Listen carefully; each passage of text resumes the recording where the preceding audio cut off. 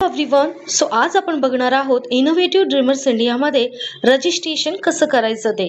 So registration करण्यासाठी तुम्हाला तुमचा ID फर्स्ट इथे ओपन करायचा आहे वेबसाईट लिंकवरून. त्यानंतर तुम्हाला इथे वेलकम बॅकचं पेज ओपन झाल्यानंतर थोडंसं स्क्रोल जर तुम्ही केलं तर तुम्हाला इथे साइन अप असं ऑप्शन येईल. या साइन अप वरती तुम्हाला इथे क्लिक करायचं आहे.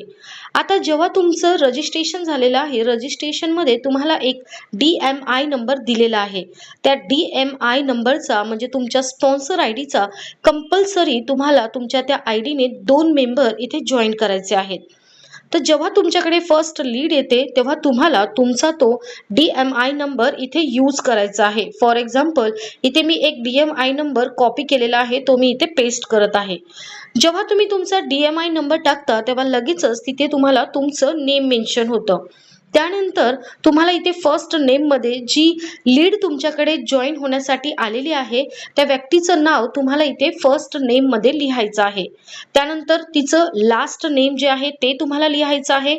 त्यानंतर त्या व्यक्तीचा तुम्हाला कॉन्टॅक्ट नंबर इथे लिहायचा आहे, जीमेल ID आणि इथे जो तुम्हाला पॅरेंट ID दिलेला आहे त्या पॅरेंट ID मध्ये तुम्ही तुमचाच DM नंबर टाकू शकता.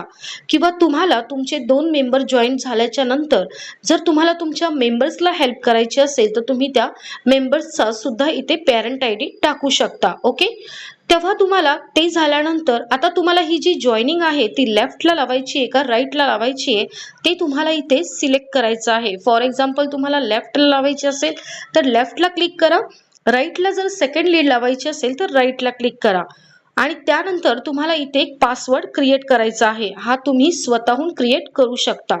त्यानंतर तुम्ही जो कन्फर्म जो पासवर्ड आहे तोच तुम्हाला टाकायचा आहे जो तुम्ही क्रिएट केलेला आहे. त्यानंतर इथे जे छोटासा बॉक्स तुम्हाला दिसत आहे त्यावरती तुम्हाला क्लिक करायचं आहे आणि देन तुम्हाला रजिस्टर वरती क्लिक करायचं आहे.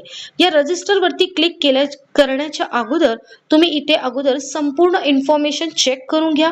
तुम्ही नावाची स्पेलिंग बरोबर लिहिली आहे का या सगळ्या गोष्टी चेक करा आणि त्यानंतर रजिस्टर वरती क्लिक करा. रजिस्टर वरती क्लिक केल्याच्या नंतर तुम्हाला इथे कॉंग्रॅच्युलेशनचा मेसेज येतो, तो त्याचा तुम्हाला स्क्रीनशॉट काढायचा आहे आणि त्या व्यक्तीला सेंड करायचा आहे ज्या व्यक्तीचं तुम्ही रजिस्ट्रेशन करत आहात. रजिस्ट्रेशन करताना तुम्हाला एक गोष्टीची काळजी घ्यायची आहे, ती म्हणजे समोरच्या व्यक्तीचं आधार कार्ड आणि बँकेच्या पासबुक वरती असणारं नाव तुम्हाला घ्यायचं आहे. त्याच नावाने तुम्हाला रजिस्ट्रेशन करायचं आहे जेणेकरून त्यांना KYC ला कुठलाही प्रॉब्लेम होणार नाही.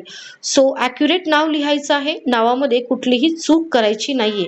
जे बँकेच्या पासबुक मध्ये आणि आधार कार्ड पॅन कार्ड वरती नाव आहे त्याच नावाने तुम्हाला इथे रजिस्ट्रेशन करायचं आहे.